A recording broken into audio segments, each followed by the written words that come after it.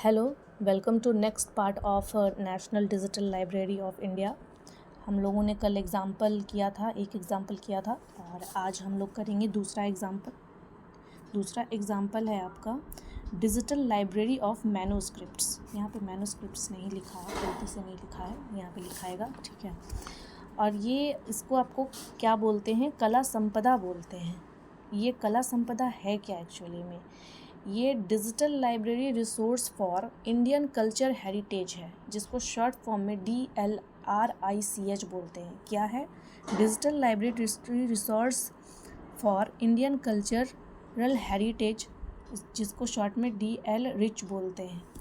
ये इसी तरह से इसको याद रखना पड़ेगा, ये इंग्लिश में ही याद रखना पड़ेगा आपको, ठीक है ना। ये कला संपदा एक्चुअली में यही चीज़ है। इसका मतलब ये है कि जो भी भारतीय सांस्कृतिक विरासत है उसका एक रिसोर्स है, डिजिटल फॉर्म में एक रिसोर्स है ये, ठीक है।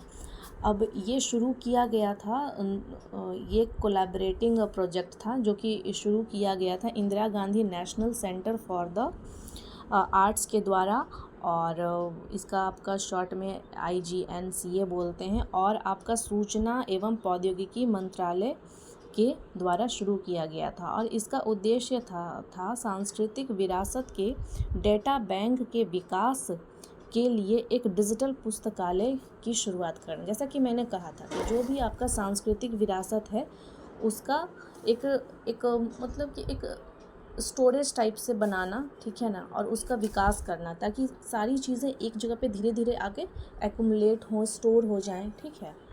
ये था, लेकिन ये किसके लिए था? सांस्कृतिक विरासत के स्टोर करने के लिए था। दूसरा है आपका national digital library of ETD। इसका नाम है आपका शोध गंगा। अब ये क्या है आपका इंडियन ETD रिपोजिटरी क्या है?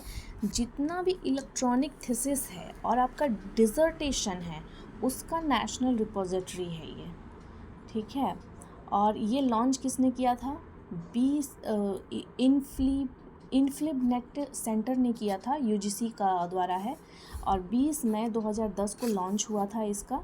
और इसको स्थापित करने के लिए open source digital repository software का ज़रूरत पड़ा था, जिसका नाम है आपका DSpace। जैसे कि आपको पता ही है कि DSpace हम लोग पहले पढ़े भी हैं।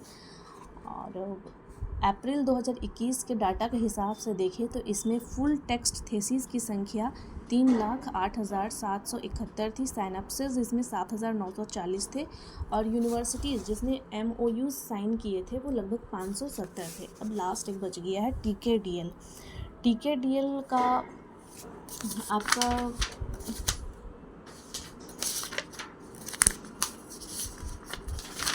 TKDL का आपका फुल फॉर्म कहें तो फुल फॉर्म है ट्रेडिशनल नॉलेज डिजिटल लाइब्रेरी।